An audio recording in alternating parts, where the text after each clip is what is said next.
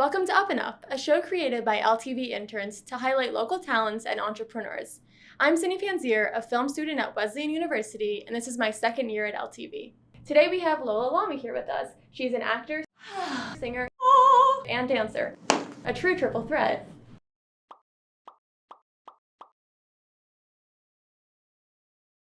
So, what kind of work do you do? Stage, screen, musical theater? I do mainly musical theater.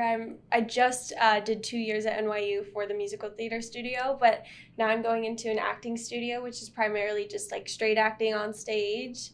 And I've done some film projects now that I'm meeting a lot of film students at NYU. I just find more of a thrill and rush and motivation right now when it is with a live audience. When I am performing with a live audience, because I just feel the energy of them and they feel my energy. Do you have a specific type of method that you have to the art of acting? I just really go to the book. I start off analysis, who, what, when, where, why. And I found that on my own, but now that I'm 2 years out of the musical theater studio where I've grown exponentially in dance and singing, I feel like I need somewhere to really grow my acting and get my training in. So that's why I'm transferring to Atlantic Studio with NYU, where they really pull from Mamet and Uta Hagen, and there's an entire solid process to pull from to get ready for a role, rather than just sort of, this is acting, and you have to kind of figure it out on your own. There's a lot of almost mathematics that go into it. And then once you've got all that analysis, you can kind of just play, throw that out the door, know you've done that work, and just receive and react to your other on stage. So how do you look for specific roles, and what projects do you choose to work on? I usually don't choose my project. It's more people come, friends from students. It's great to have go to a school that's where you're surrounded by artists.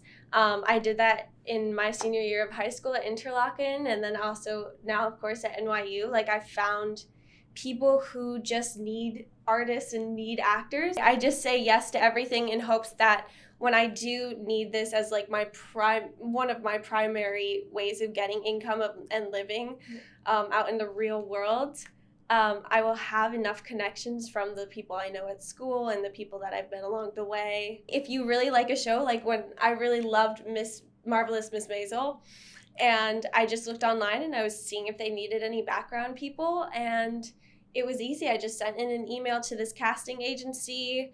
I found it on a Facebook post or something. There's really no certain way to book roles, but if you love something and you're driven to get that thing, you will get it.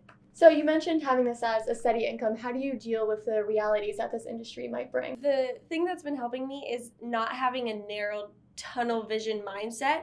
And that doesn't mean not being driven, but it means being okay with whatever path you have to go down. So right now, sure, I am primarily an actor, but I'd be okay with primarily being a makeup artist if that is what brings me joy. Yeah. So I think that's a mindset that's changed with me with time. I feel in high school when I was doing musical theater, I was this is all I want to do. I want to get a Tony. I'm going to get a Tony. I'm going to go on Broadway, and I'm going to sing and dance the entire rest of my life. And maybe if that happens, that's amazing. That's great. But if that's not making me happy, and if that's unsustainable for me and my mind, then there's a way around it. There's so many paths that everybody can go down. So what's your favorite role that you've played?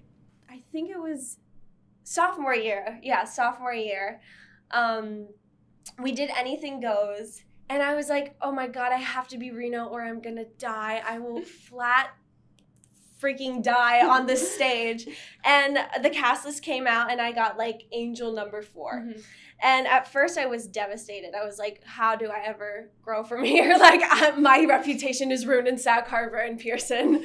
But it honestly was probably the best, most humbling, and also most creative experience I've gotten to have on stage, because when you have a role where not all the details about them is given to you, that's where the fun comes in, where you can make up who this person is. Yeah. And so I got Virtue as one of my 4, as angel number 4, and Virtue was just such a blast. And I think the hard work and dedication and growth that I had with this character was recognized because there's a really fun Teenie Award nomination that's not for like lead or supporting, but it's for like just outstanding performer, which is in general whoever's on stage. And Virtue got one nominated for that, so I was happy with that role. And I also got my own dress, custom made by Miss Melissa Lupi, who I love so much.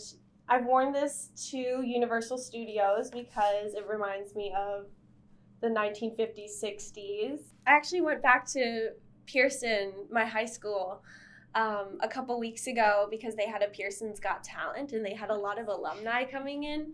And I wore this dress and I sang Good Job by Alicia Keys because it's all about shouting out to mothers and teachers and fathers and the people who like help you get to where you are. So yeah, I will be buried in this dress. What's your dream role?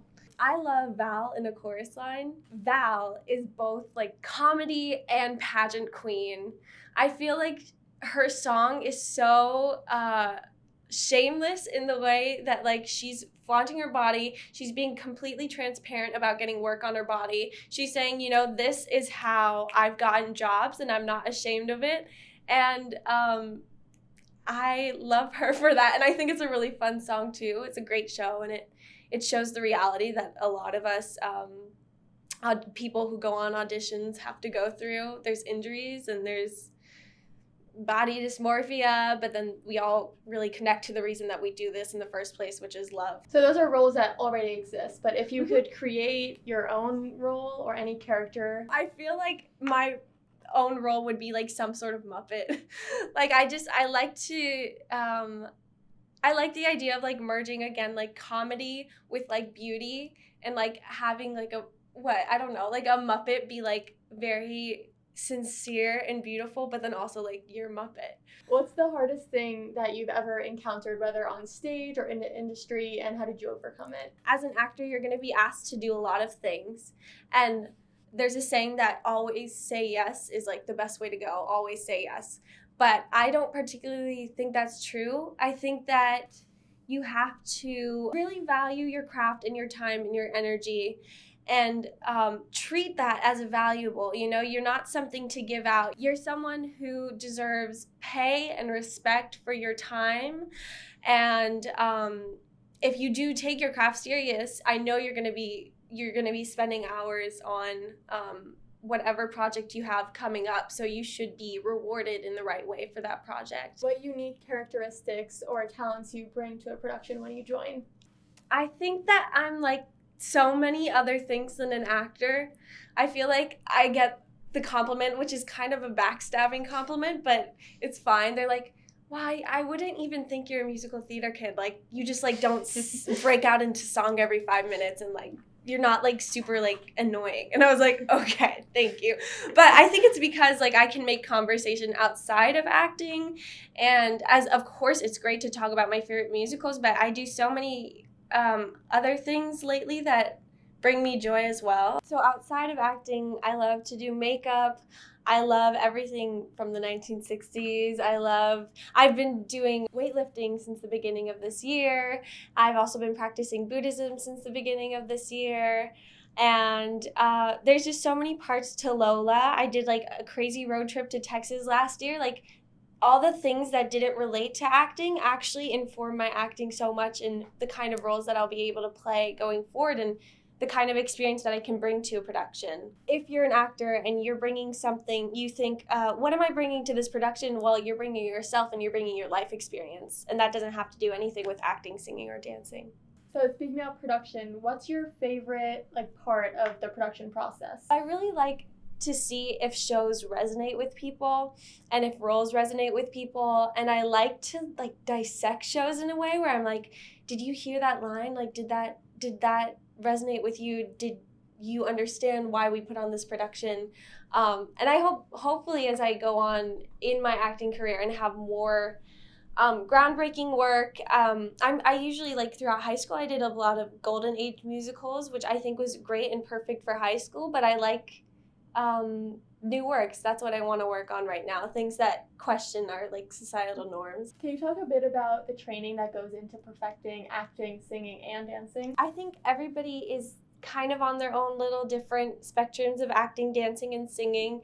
You know, I'm sure I'm a triple threat, but that's probably just because I've taken classes and have had the privilege to take those classes. But I feel like seriously anybody can act, dance, or sing if you're really dedicated enough to. What helped get me started was doing it in high school. Like that's usually where everybody starts off, but personally for me, I had this kind of leap of faith experience my senior year of high school because I just kind of on a whim auditioned for a performing arts boarding school in Michigan called Interlochen.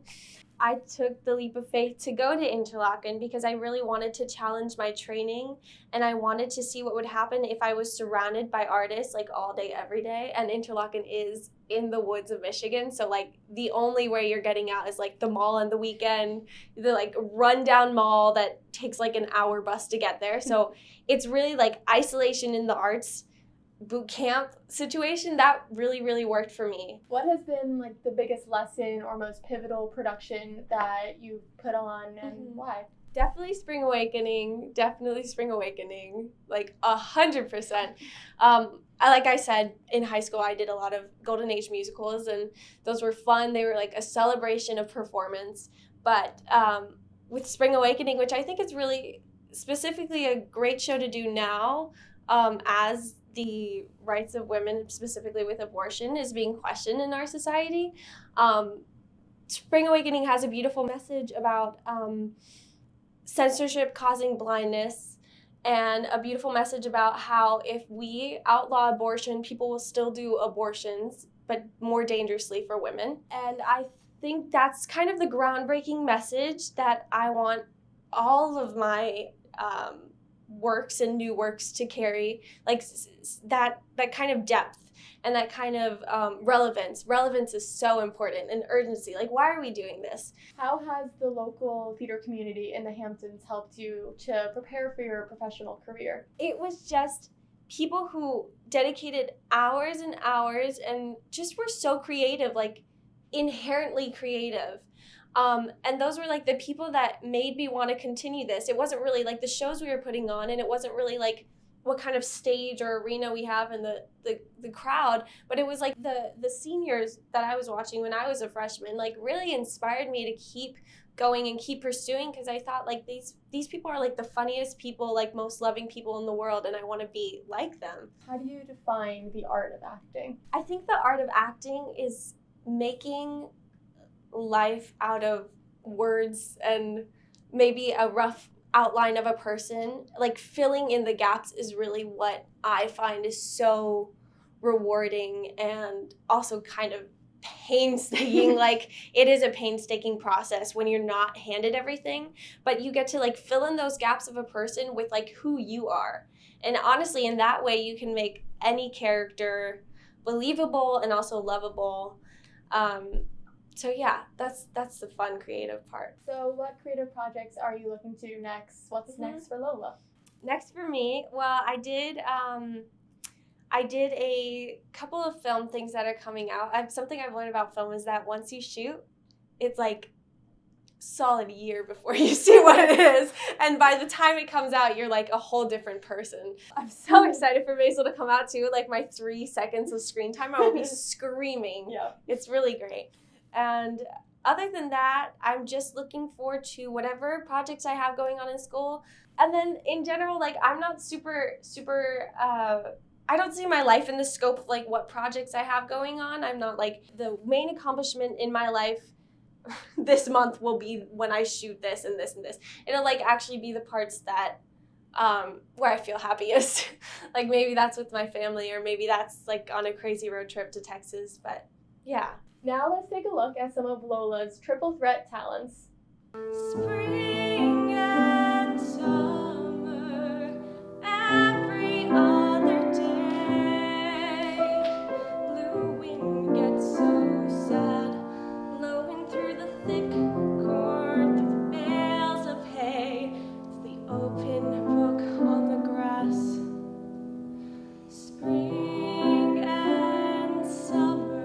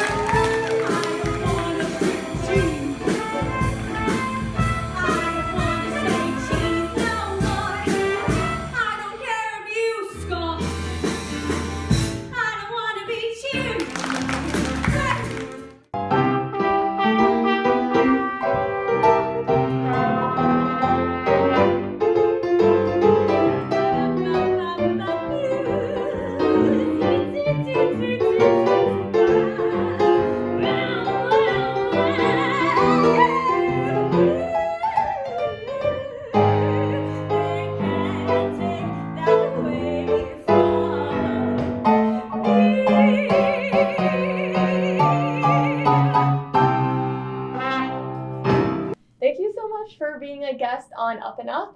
We can't wait to see what you do next. Thank you so much. Thank you for having me.